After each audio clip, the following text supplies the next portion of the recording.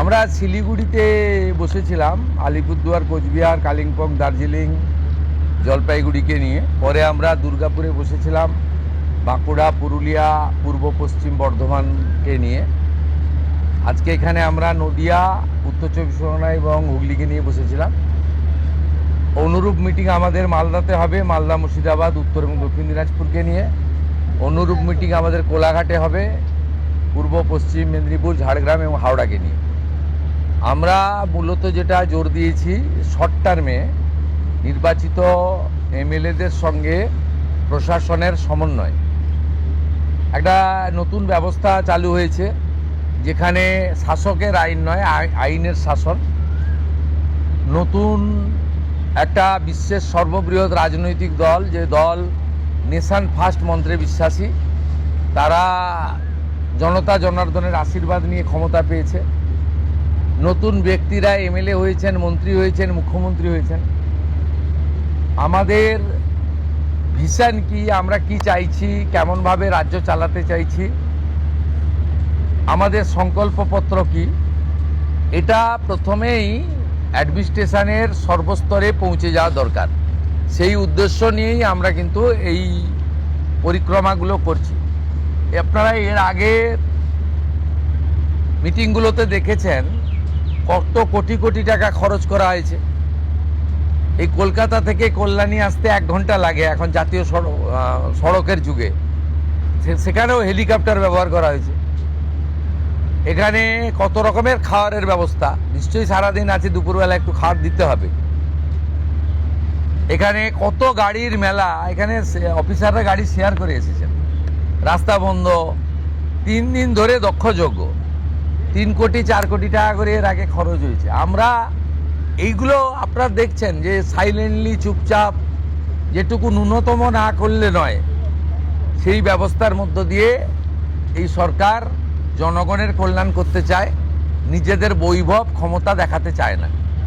সেই জন্যই আমরা করছি। মিটিং খুব ফ্রুটফুল হচ্ছে। আমরা এত ডাক পাইনি 5 বছর। আমি প্রথম দিন থেকেই বলেছিলাম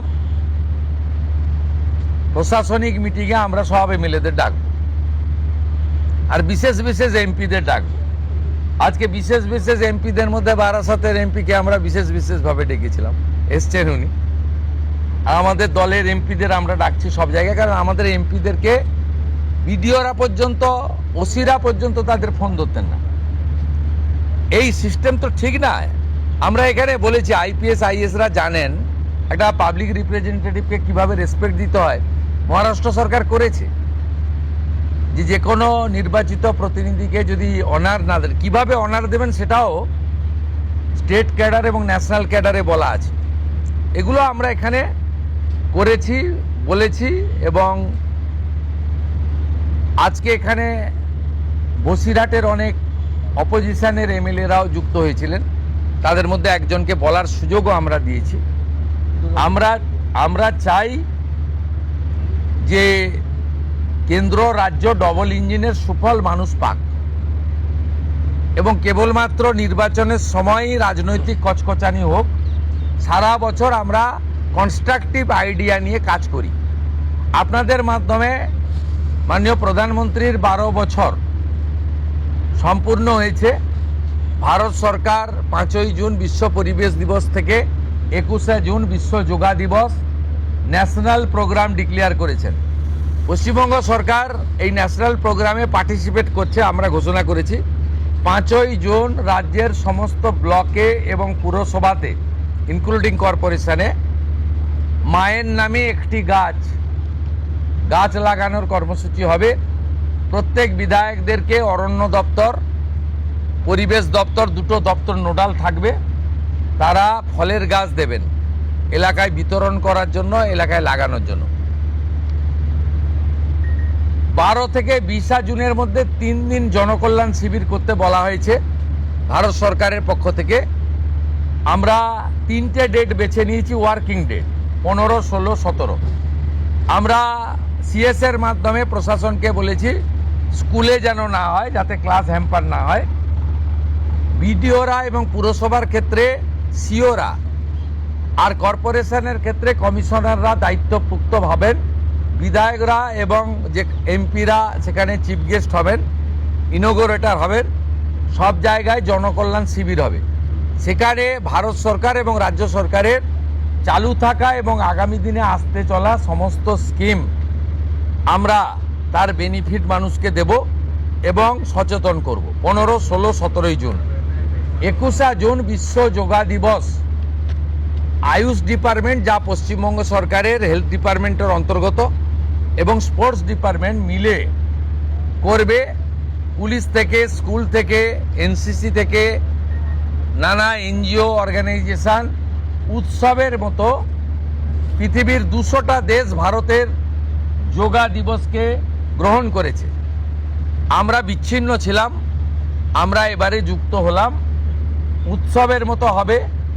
আয়ুষ ডিপার্টমেন্টের প্রোটোকল মেলে যেখানে যেখানে পাবলিক যোগা হবে তার আগে 2 দিন রিহার্সাল বা তাদের যা প্রোটোকল আছে, প্রোটোকল ভেঙে হঠাৎ করে যোগা পালন করতে কেউ যাবেন না, ছবি তোলার জন্য যাবেন না, সেই প্রোটোকল মেনে তারা করবেন। আজকে একটা নীতিগত সিদ্ধান্ত নিয়েছি, ক্যাবিনেটে এটা অনুমোদনের জন্য আমি রাখবো। আয়ুষ দপ্তরকে আমরা হেলথ থেকে আলাদা করছি। আমরা আয়ুষ মিনিস্ট্রি আলাদা করব এবং আয়ুষের ক্ষেত্রে আমরা একজন ভালো কম্পিটেন্ট অফিসারকে দায়িত্ব দেব করে আয়ুষের যে অপরচুনিটি রয়েছে গোটা দেশে, সেই অপরচুনিটিকে আমরা কাজে লাগাবো। আজকের সমন্বয় মিটিংয়ে প্রথম হচ্ছে কোঅর্ডিনেশনের কথা বলা হয়েছে, দ্বিতীয় বলা হয়েছে হেলথ সেক্টরকে প্রায়োরিটি দিতে, তৃতীয় বলা হয়েছে প্রি মনসুনের কাজকে প্রায়োরিটি দিতে, 4 বলা হয়েছে স্বাস্থ্যসাথীকে আয়ুষ্মান ভারতে কনভার্ট করা এবং লক্ষ্মীর ভাণ্ডারকে অন্নপূর্ণা যোজনায় কনভার্ট করার কাজ শুরু করা। আগামীকাল বিকেলে নবান্ন থেকে আমি এবং সংশ্লিষ্ট দপ্তরের মাননীয় মন্ত্রী, সিএস, এফএস এবং অন্য আধিকারিকদের উপস্থিতিতে অগ্নিমিত্রা পাল এবং আমি একটি ফর্ম পাবলিশ করব, যেই ফর্ম অন্নপূর্ণা যোজনায় ফিল আপ করতে হবে। এবং আমরা কালকেই বিস্তারিত বলবো, কারণ এনরোলমেন্ট যখন যত তাড়াতাড়ি করবেন তত বেনিফিট আমরা দিতে পারবো। আমাদের অন্নপূর্ণা যোজনার প্রক্রিয়াটা শুরু হয়ে যাবে কাল থেকে। যেমন যেমন ফর্ম ফিল আপ হবে তেমন তেমন 3000 টাকা ট্রান্সফারও শুরু হয়ে যাবে।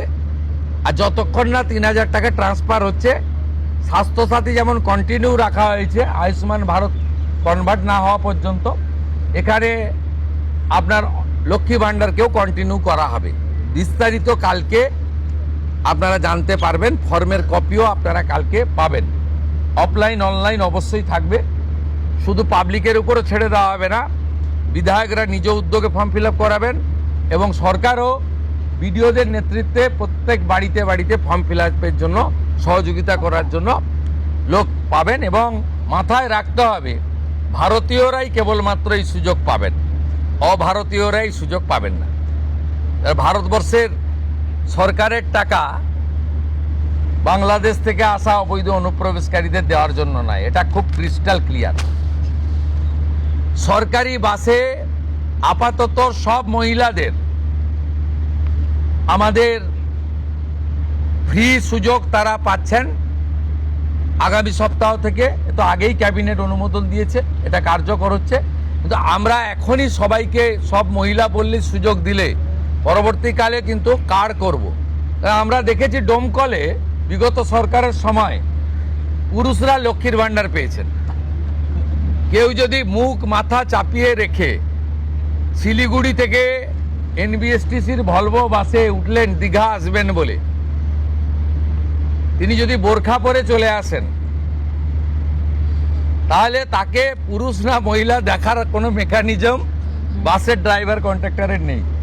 আপাতত চালু করলেও পরে আমরা মহিলাদের জন্য আলাদা ফ্রি কার্ড করে দেওয়ার ব্যবস্থা করব। আমরা প্রাথমিকভাবে আলোচনা করেছি এবং এটা আমরা কার্যকর করতে চলেছি। আমাদের মা ক্যান্টিন রয়েছে, সেই ক্যান্টিনগুলোতে 367টা, তাই তো অ্যাপ্রক্স 400-র কাছাকাছি সংখ্যা আপাতত এই থাকছে। সেখানে আমরা 2 দিন করে মাছ খাওয়াবো সপ্তাহে। 2 দিন করে মাছ খাওয়াবো, 5 টাকাতেই খাওয়াবো। এই কাজগুলো আমরা করছি। বাকি অন্যান্য বিষয়গুলো আছে, হবে। আমরা কয়েকটা প্রোগ্রাম পেয়েছি। সেটা হলো আগামী 30 তারিখে কেন্দ্রীয় আরবান এবং পাওয়ার মিনিস্টার আসছেন, অগ্নিমিত্রা পাল মহোদয়।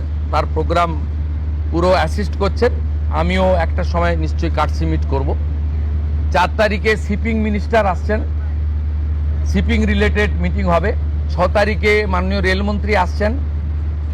আর 8 তারিখে দিল্লিতে স্বাস্থ্য দপ্তরের সঙ্গে পশ্চিমবঙ্গ সরকার আয়ুষ্মান ভারতের এগ্রিমেন্ট করবেন। এই প্রোগ্রামগুলো আপনাদের মাধ্যমে আমরা জানাতে চাই। আমাদের সরকার, আপনাদের সরকার আগামী সপ্তাহ থেকে মুখ্যমন্ত্রীকে বলা বন্ধ হয়ে যাচ্ছে। তার জায়গায় আমরা নাম দিচ্ছি আপনার সরকারকে বলুন। আর পুরনো যে নাম্বার ছিল ওর নাম্বারেরও বদল আসছে।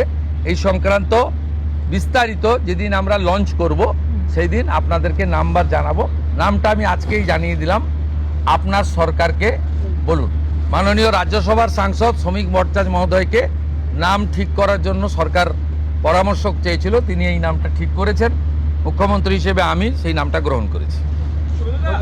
आज सुबह से देखा जा रहा है बहुत सारे बॉर्डर पे जमा हो रहे हैं, वो बॉर्डर क्रॉस करना चाह रहे हैं। क्या ये जो ऑर्डर आपने किया था, स्टेट गवर्नमेंट ने किया था, होल्डिंग सेंटर हर एक डिस्ट्रिक्ट में होना चाहिए, उसके बाद डर के मारे जो है लोग बॉर्डर क्रॉस करना चाह रहे ये हैं? एग्जिस्टिंग फॉरेनर्स एक्ट है, कोई नया कानून नहीं है।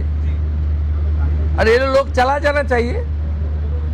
और उनका बांग्लादेशी जो नागरिक है उनका लेने का जिम्मेदार तो है उनका। तो जब हम लोग यहाँ से बोल रहा था तब वहाँ से उनका जो स्पोक्स पर्सन है, मैं देखा था सोशल मीडिया में और यूट्यूब में आया, जो उन्होंने बताया जो बांग्लादेशी है वो तो हम लोग ले लेगा। तो ये सब बांग्लादेशी है, उसको ले लेना चाहिए। लेकिन ये लोग को, पुलिस को हम लोग बता दिया जेल में भेजने का जरूरत नहीं है। देश के रुपया में खाना खाएगा, कपड़ा देगा, मेडिसिन देगा। एक दामाद है ये लोग। जल्दी जल्दी भागो, जल्दी जल्दी भागो, नहीं तो जो करना है सरकार करेगा।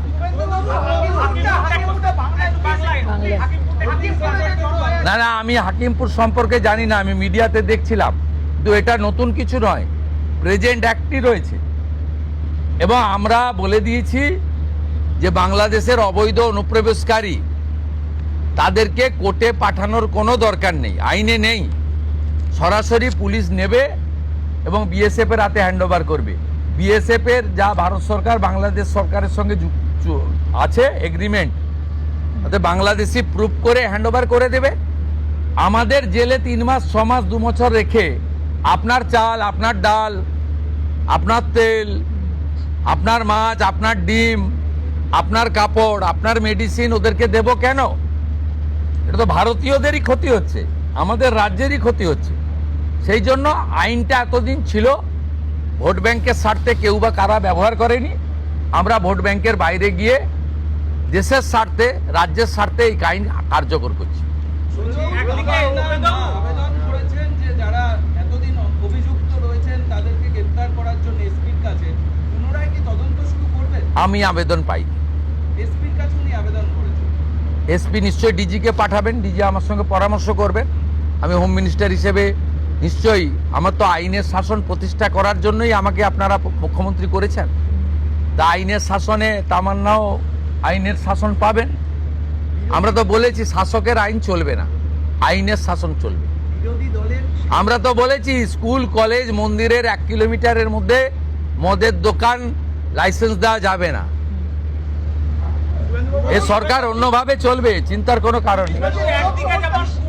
আমার সঙ্গে ভারত সরকারের মন্ত্রী জিতেন্দ্র সিং এর একটা মিটিং আছে 3:30টার সময়। এখন 2:30 বাজতে যায়, 1 ঘন্টা লাগবে যেতে। প্লিজ, সেটা হচ্ছে বিশেষ সাংসদ বিরোধীদের, তাদেরকে আপনি ডাকবেন এই বিশেষের যদি বলেন যে মানে যারা অনেকদিন পরে সত্য কথা বলছে তারাই বিশেষ সাংসদ। যারা বলছেন যে আপনারা আমাদের স্বাধীনতা পাইয়ে দিয়েছেন, যারা বলছেন যে এর কোনো ভবিষ্যৎ নেই, ফলতাতে যে চতুর্থ হয়েছে সে আর 1 তো দূরের কথা 2-এই আসতে পারবে না। যে সামনে ভবিষ্যৎ দেখতে পাচ্ছে। এই তালিকা আপনার কাছে প্রস্তুত? এই তালিকা তৈরি আছে। এই বিশেষ বিশেষ সাংসদ না আমি বলবো না, আপনারই তো দেখাচ্ছেন।